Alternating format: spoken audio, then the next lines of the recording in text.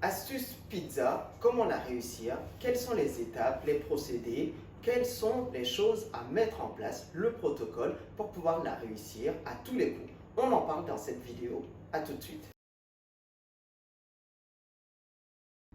Bonjour et bienvenue à tous, bienvenue sur ma chaîne YouTube, j'espère que vous allez bien. Aujourd'hui, je vais partager avec vous 5 astuces avec lesquelles vous allez réussir votre pâte à pizza, quel qu'en soit votre niveau, que vous soyez débutant ou que vous soyez confirmé ou que vous soyez simplement un simple amateur.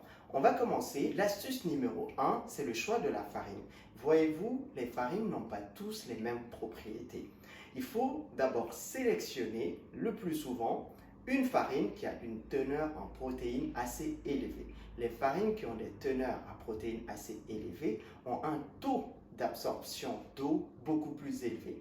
Donc, au niveau de l'hydratation, ça sera vraiment beaucoup plus simple. Le deuxième point, c'est là où on va en venir, c'est l'hydratation. L'hydratation est un point essentiel. Il y a des farines qui absorbent plus que d'autres. Oui, mais il faut tenir compte de la formule que je donne toujours.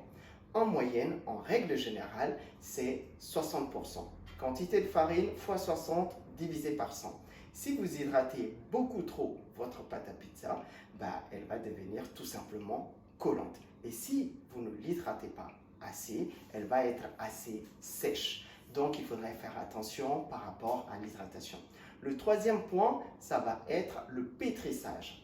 Il faut pouvoir maîtriser votre pétrissage parce que c'est au niveau du pétrissage en fait que la farine développe son côté élastique et c'est aussi là-bas que le gluten de la farine se libère. Il faudrait être assez régulier, que ce soit à la main ou à la machine. Je vous donne des temps moyens. Cela va dépendre bien entendu des farines, de votre mode de préparation. Si votre mode, admettons, est sur la main, en moyenne, c'est 10 minutes, 10 à 15 minutes. Et si c'est une machine, en moyenne, c'est à peu près 30 minutes, suivant la quantité, bien entendu.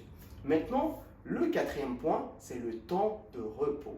Il faudrait obligatoirement respecter le temps de repos. Une pâte à pizza, elle a vraiment besoin en fait d'un cycle de pousse, ça s'appelle. Il faut que la pâte, elle ait du temps de pouvoir se reposer et puis se lever. En moyenne, en règle générale, ça peut être de 30 minutes, 40, 45, 1 heure, suivant les températures aussi. Si vous le mettez, admettons, dans un frigo à 4 ou 5 degrés, tout simplement, entre 20, 30, 40 minutes, ça pourra le faire. Après, si vous voulez y aller beaucoup pour pouvoir faire libérer plus de saveur, vous pouvez monter jusqu'à 24 heures. Il y en a qui montent jusqu'à 48 heures. Tout cela dépend aussi de la farine. Le cinquième point maintenant, qui est le dernier, c'est l'étirement.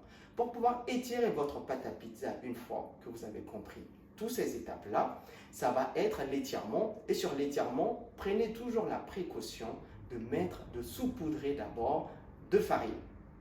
Ça peut être de la farine blanche, ça peut être de la farine mélangère, ça peut être la farine même avec laquelle vous avez fait votre pâte à pizza.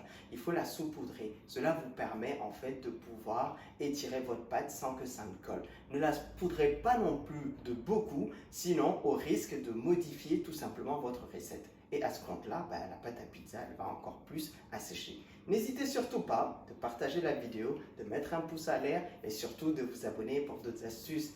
Allez, à bientôt, au revoir.